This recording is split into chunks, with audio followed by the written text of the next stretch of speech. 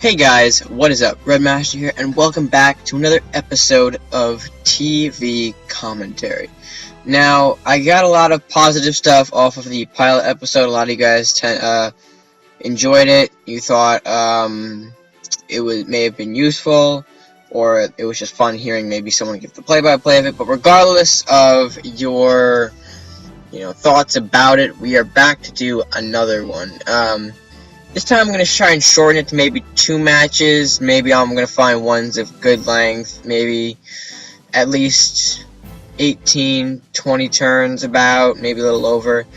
But again, this series is still an experimental work. So we'll see what we can find. I do, though, want to go over this one as suggested by a friend of mine, BigRiceMan, as you can see here.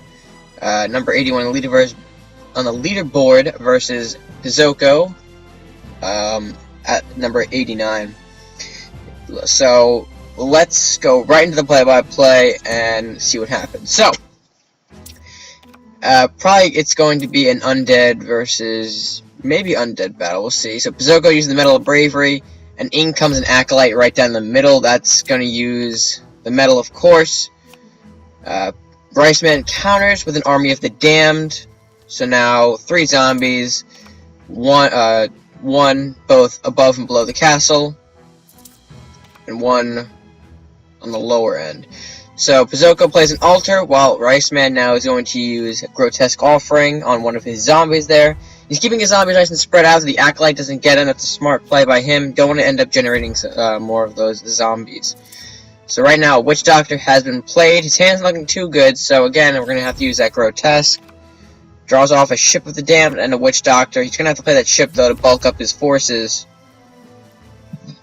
And again, avoiding the Acolyte range. Very smart. However, they're going to open up for the Witch Doctor. He just took 3 damage to the face. And pissoco comes out with an Army of the Damned of his own. Standard, movement, all 3, up 2 spaces. So BigRiceMan here is going to play another altar, or a altar, and use a Witch Doctor of his own. So now both pissoco and BigRiceMan's undead forces will get the buffs from each of their respective Witch Doctors dying. See, the zombies are going to go battle with each other. BigRiceMan loses one of his zombies. Now, BigRiceMan, I think, may have... No, I don't think he does. But he comes out with White Knight here, right down the middle. That's going to take out 2 of those zombies, as we saw there. I think he left this skeleton, though, up for Acolyte range. Not going to matter, though. He can incinerate that White Knight, so it'll be taken out very easily by the Horseman. And you see, yep, there's an Acolyte attack, which will generate a zombie. So very good plays here from pissoco. He's coming out strong with his undead army. BigRiceMan needs to build up his forces. An Acolyte will help bring that out. And a Flame Aura there on the skeleton, which will damage 2 zombies, meanwhile killing off that Headless Horseman. He's going to kill off another zombie, though, due to the Witch Doctor that just came out that damaged the zombie up top. The one that's more, I guess, on his base. That Disintegrate, I think, was kind of a misplay. He shouldn't have played it on that zombie. He should have played it on that Witch Doctor. That Witch Doctor wouldn't have been able to buff all the other units, but I guess I could see why you want to do that, just to get rid of that skeleton. Another Disintegrate comes out on the Acolyte. Again, I kind of understand why. You don't want him to generate any more zombies. But the Primordial Flame's going to come out now from BigRiceMan. That'll take out those 2 zombies, as you can see there, by the way they're positioned. And zombies are going to go trading back and forth. Out comes Grendel, and of course the Witch Doctor's going to go sent into the Acolyte, meaning BigRiceMan's zombies are going to get buffed. pissoco's altar, it's unable to generate zombies on this turn. He accidentally filled up his entire lane. In comes Headless to damage the Primordial, and the Acolyte will finish it off, generating that extra zombie. And in comes the Nunchuck Nun. That Nun's going to be that Nun is going to prove difficult, especially since it can get all those zombies buffed. But that won't matter, seeing as how BigRiceMan just played a Rakanoth there, clearing out a lot of those zombies. Very well played by BigRiceMan on his end there. Dealing with a 17-16 castle health ratio, I guess. I don't even know if I call it a ratio. But looking like that Archer's going to come in and damage Rakanoth, while a lot of his zombies are undead forces that are taken out by a primordial flame. So Rakanoth damaging Nunchuck none. However, that's going to go into another Rakanoth. Very well played there, clearing out a lot of enemy forces, doing combined assault of 11 damage, and of course that's going to give the game to RiceMan, due to the fact that he couldn't really draw, or he used up all of his cards. So, a couple things about this game that I enjoyed. The way Pissoco came out very strong with those undeads the early game, very aggressive and very good. However, RiceMan was able to counter every time those undeads advanced onto him. A very good use of all the cards in his hand that he was given. The auras, of course, definitely helped in the fact that some of his guys were disintegrated. We saw Acolyte and a Skeleton disintegrated. And despite that happening, I think RiceMan still came out strong, and those Rakanoths really helped in the end. So again, I'll have to give that aim to RiceMan. Very well played. But let's go to another match on the TV. Let's see what we can get here. Let's go right here. First one up here. TaiTheGuy versus Benleen87. Let's see what we have here. So, turn 1, they both, really turn 1 for Benleen and TaiTheGuy. They both pass. Benleen still has nothing to do in his hand, so he passes again. Tai brings out a Shaman that he's going to get that initiative draw, so he's not really losing any cards. Benleen pulls and plays a Titan Watcher for some defense. Titan Watcher is definitely a strong opening defensive card. Tai responds with the same thing, another Titan Watcher right in front of the castle. Bentley's going to pull out Maddie. Maddie will get that extra mage, so that multi-summon is definitely useful in the early game. It boosts your presence a little bit on the board. In comes Barbarian from TaiTheGuy. Interesting choice. You don't really see Barbarian too much in the ladder, or at this high up anyway. So, definitely an interesting play. Sar's going to go take out that Shaman, meaning you can't use that attack. Very good. And Benleen also pulls out a Primordial Flame and an Unstable Construct as well, so he's going to keep bolstering his forces. Barbarian's going to go take out Saurus right there, and in comes the Swordsman. That's what I'm going to do some major cleave damage, if not taken care of properly. So let's see what happens. Maddie will shoot that Barbarian. Okay, Primordial Flame will end up killing Barbarian, but however, Unstable Construct is now in position for Swordsman to cleave him and Maddie.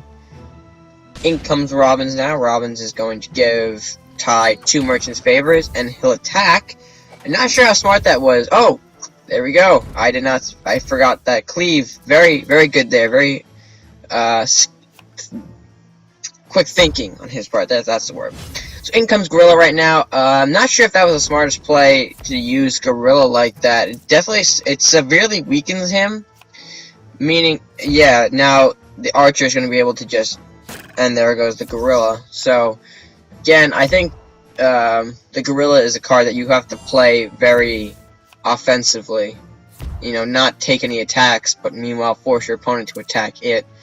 So, kind of ignoring the board here. It looks like Tai pulled out a Spitefish, another Shaman, and Books. Ooh, good Disintegrate on the Spitefish, followed by Call the Weak on Books. The Titan Watcher is going to trade with the Archer. So, very good. He neutralized the Spitefish's last will. He blocked the draw from Books and killed the Archer as well. In comes Door Knight, though, now. Door Knight, very interesting. And all Bentley's got was Shield Knight. Also following up the Door Knight play as a Guardian. But in comes Fenrir. Fenrir's going to take out that Shaman, it looks like, and he's going to go right for the castle. And the Shield Knight's just going to block that Door Knight, not showing any... way. He doesn't want that thing anywhere near his base. But in comes Robbins, do some damage on Fenrir. Alright, looks like he's... well, not yet. Let's see what happens. Sea Witch. Ah, very dangerous. So now he's going to get 2 skeletons from killing off Fenrir. Merchant's Favor into a Spitefish. That Spitefish is going to take out Shield Knight while also dealing damage to his castle. So Tai's got a lot of board control here. Very nice. All our friends got, though, are Acolyte or an Acolyte, and 2 Dragon's Fire. He ends up using one of those Dragon's Fire, though, to clear a lot of stuff off the board. Books comes in, though, now.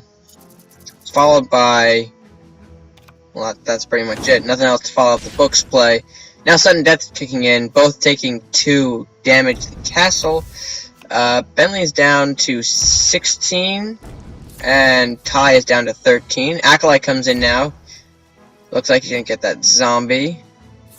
Peasant comes in now, up the front as well. Sorry, I gotta crack up my neck a bit. 2 more damage, so 14 to 11 right now. Dragon's Fire from Tai, that's gonna do a lot of damage and open up for the Books. So looks like Bentley may be forced to lose. He doesn't have any heal of any sort, so really he's gotta book it to the castle. That may not be possible. He's got, I think, 1 turn. Oh! There you go, Dragon's Fire. So that's gonna bring it down.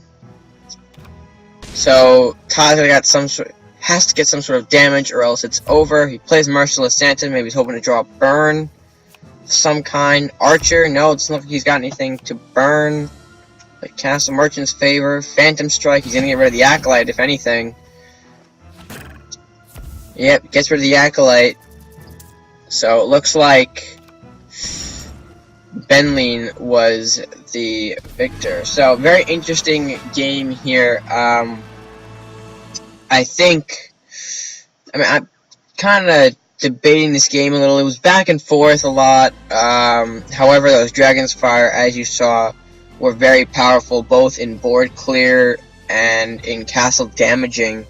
And ultimately, a Dragon's Fire to Tai, I think, is what's cost him. The first one really did cost him, because, of course, everything got cleared. Didn't give him a lot to work with. But then Tai came back, I think, if I remember correctly.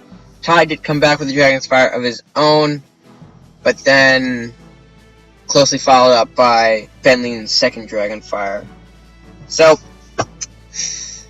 yeah, it was kind of a back and forth game. I do commend them to that. A lot of action, though, going on. Nearly wasn't able to keep up with it myself. But, what are you going to do? That was episode 2, guys. If you guys did, I'm going to probably call it here for the episode. But, if you guys did enjoy, please make sure to give this video a thumbs up, share it with your friends, and comment down below what you thought of these 2 matches. And until next time, guys, stay gaming.